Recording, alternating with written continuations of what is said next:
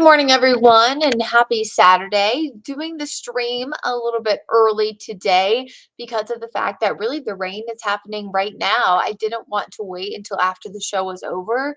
And while many of you were, saying, well, the rain's over now, Brittany. So I'm not going to listen because we got more to track and talk about. So right now we have some moderate to light rain across most of the area. You can see that from Louisville there in Anson County, some rain up toward Beach Mountain and Dallas and Concord this morning. We are going to see more rain from pretty much now through the middle part of the morning, and then eventually things will taper off by the second half of the day. However, there is a small chance of a few storms popping off by the afternoon and eventually the evening time frame. So we're going to talk about that here in just a second. So what's happening right now? Well, of course, here's a wide view here, satellite. You can see some of those light to moderate showers right now moving through parts of Union County toward Anson County. You can see that as we zoom in here. Areas east of Monroe over toward Wadesboro. We have Ellerbe, Rockingham there in Richmond County, moving up toward places like New Salem, toward Cabarrus County. We just had some downpours moving through parts here of the Charlotte metro area. As we take a view here up to the north and west, we do have some showers as well moving through parts of Lincoln County as those kind of trek a little bit further north as well. A lot of this activity is pushing from the south and west up to the north and east. If the graphics want to progress there, we'll see that, of course, here in just a second. Da, da, da, da. There we go. So, of course, up toward Lincoln County, you can see that moving through Gaston County now, moving really over Cherville right now toward Lincolnton, Louisville here very shortly, and then eventually toward northern parts there of northern Mecklenburg County as well. So Huntersville, Mooresville, up toward places near Cornelius, you'll be seeing that here very shortly as well. Sheriff's Ford, Mooresville there in Iredell County, you'll see that very shortly too. So here's kind of the situation. We have the chance for a few isolated strong storms later on today, but everything is going to be dependent on where a warm front sets up, because that's going to be kind of the dividing line between where we see that potential for strong to severe storms. There's a cold front situated from Panama City up toward Charleston that is providing that severe storm risk right now. And eventually that front lifts northward as a warm front. And that's going to be, again, the dividing line between our potential later on today. And you'll see this here. We get wedged in Charlotte on the cooler side of this system. You've probably heard the wedge. You've probably heard cold air damming. It's what happens when cold air gets trapped on the eastern side of the Appalachian Mountains. And that's what causes those cloudy, dreary, drizzly days. We're going to see one of those days too here. Oftentimes, this can sometimes result in the 40s and 50s in Charlotte, and then you can go, 2 hours east and be in the mid to upper 70s. So that's where we get trapped in the cooler air. We have stable air mass, and so we are going to see a lesser risk here locally of seeing some of those strong storms versus areas to the south and southeast that if they're on the warmer side of this warm front, we'll see that potential of severe storms. So locally, if you're in the Charlotte metro, I actually think our biggest risk here is going to be that isolated risk for flooding. The flooding potential has lowered. Our rainfall totals are not expected to be as high. So I would watch for ponding on the roadways. If you're in a floodplain, a flood prone area, you have a backyard, because it slopes downward, your backyard often floods when there's heavy rain. Just be mindful of that. But the highest risk is actually going to be over toward the eastern coast there, from pretty much, I would say, McClellanville all the way up toward the Outer Banks of North Carolina. So here's the wider view of Futurecast. Here we are at 8 o'clock. As we get closer to 9, 10, 11, a lot of this heavier rain is pushing off toward the east. But you'll eventually start to notice a little bit of a wind direction shift for some of those showers and storms here over toward places like Cheraw, Rockingham, even Southern Pines. So here's 11. But notice what happens as we get closer to, let's say, 12, 1 o'clock. This seems not, there it goes. See how there's that little bit of a wind direction shift? I don't know why I had to zoom in so you could see my big old forehead.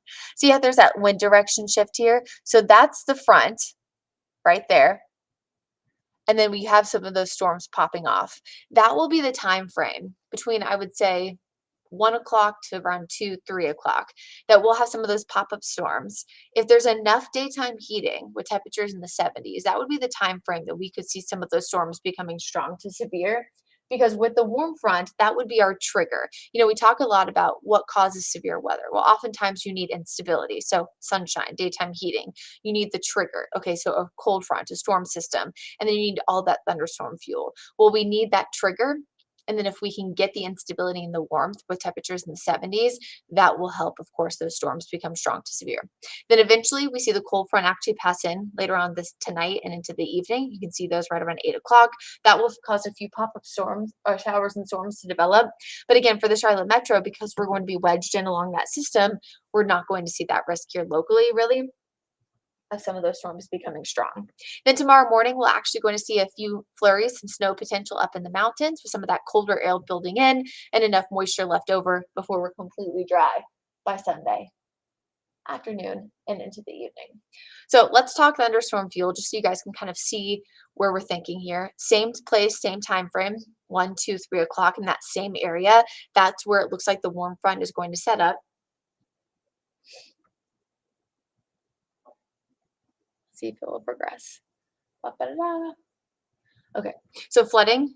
Oh, here we go. Severe weather risk today. Again, it's been trimmed back. So mostly areas south and southeast of Charlotte. 2 days ago, that was medium risk for all areas all the way up to the Queen City. It got trimmed back yesterday to be southeast of Charlotte. And now that low risk encompasses Charlotte all the way down for the southeastern communities. And now it's just that small sliver under a medium risk. Typically, it's just that medium risk that we are mostly honed in on. So we'll watch the entire area, but it's that orange area that we're watching closely. So flooding, biggest potential for everybody, and especially that spot shaded in orange, gusty winds, quick spin up to small possibility, small hail, but it's mostly gusty winds and of course that risk for some isolated flooding. So I'll be in the studio keeping a close eye on this, especially throughout the rest of today. So where is this system expected to set up? Just kind of another thing that we want to talk about. Let's tie it all together. So here's where the warm front is now. If I showed you a wide view of satellite, oh, actually, I did show you a wide view of satellite. My brain's not working today. So you saw where those storms were expanding from Panama City all the way up toward Charleston. So that's where the front is now. Watch what happens as we go into time. You can actually see how the temperatures start to warm up as the warm front begins to lift northward. There it goes. Okay, so notice by 1 o'clock, see how we're wedged in still in Charlotte at 52, 57 in Lancaster, Wadesboro. So yes, warmer there in the upper 50s, but see how Cheraw and Rockingham are in the 70s. So that's kind of the dividing line. So that's where the warm front sets up. A nudge to the north and northwest. If let's say Lancaster, Wadesboro, Monroe could get into that warm front sector, those areas would be at a higher risk. So that's what kind of we'll be watching later on today. Again, even more to the north and west, Charlotte would be in the same thread. But right now, it does look like the wedge is going to be strong enough to keep all of that mess away. But for those places in Richmond County, Chesterfield County, even southeastern Anson County, it has looked strong enough, the warm front, that it's going to make it into those areas. So those are the spots, again, especially we'll be watching. All of this lines up with the thunderstorm fuel. All of this lines up with the National Weather Service's medium risk of seeing some of those strong to severe storms. But it's not the only reason why I showed you the temperature map. Look what happens as we go into time tomorrow. So tonight we get into the 40s once the system passes by. Yes, it'll be chillier. Okay. So tomorrow, okay, a cooler day, upper 50s, lower 60s. It'll be breezy once the front passes by. So sunshine, breezier, 60 degrees. Okay, pretty typical, early March day. But as we go into time, we go into Monday morning, temperatures are going to plummet into the low to mid 30s. It will be a morning where we will see the chance for some patchy frost here in the Charlotte area, something we haven't seen in a few weeks, and the 20s there up in the mountains. So for folks that maybe have started to plant or thought about planting, it's just a good reminder that we always say wait until after tax day. I've also heard Easter. I think that can kind of depend, based on, and sometimes I'll even say Easter, tax day is typically safer, but I think Easter can also depend, on the year. So Monday and Tuesday morning, we have temperatures dropping below about 36 degrees, which is typically the threshold, 36, 37. So if you have plants that you've already planted, cover them up, bring them inside if you can, and just remember that we do get frosts and freezes well into April, and the latest have been even into May. So because we've been so warm so far this winter and into the early half so far of March, our minds, I feel like, can play tricks on us that we forget that it can be cold into March. And as someone who grew up in Atlanta, where we have very similar weather and whose birthday is in March, I will tell you that it's cold.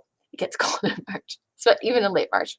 And of course, a reminder too, tonight we spring forward, so don't forget to set those clocks forward an hour. Yes, you do technically lose an hour of sleep tonight, but you don't lose any daylight. Our sunrises and sunsets tomorrow will just be an hour later. So this is typically a time of year that people get really excited about because they like the later sunrises and sunsets. So heavy rain, a few thunderstorms later on today. Some could become strong, but I'm really not as concerned about areas other than that small sliver again of spots south and southeast of Charlotte, Richmond County, Chesterfield County, southeastern Anson County. Tomorrow, sunshine, breezy, temperatures near 60. And if you like the warmth, you want it to go back to warmth, we're back in the mid 70s by late next week. But we do have to watch those mornings, Monday and Tuesday, for that chance for some patchy frost, because of course that's going to impact the plants. I hope everybody has a happy, safe, and healthy Saturday. And just make sure you, of course, are keeping a close eye on the forecast if you plan on being outside today. And I hope you have a fantastic rest of your Saturday. If you are going to be watching WCNC Charlotte, I'll see you coming up at 8:30 till 10. And then if you're not able to catch our morning newscast, I'll see you back on WCNC Charlotte tonight at 6 and 11.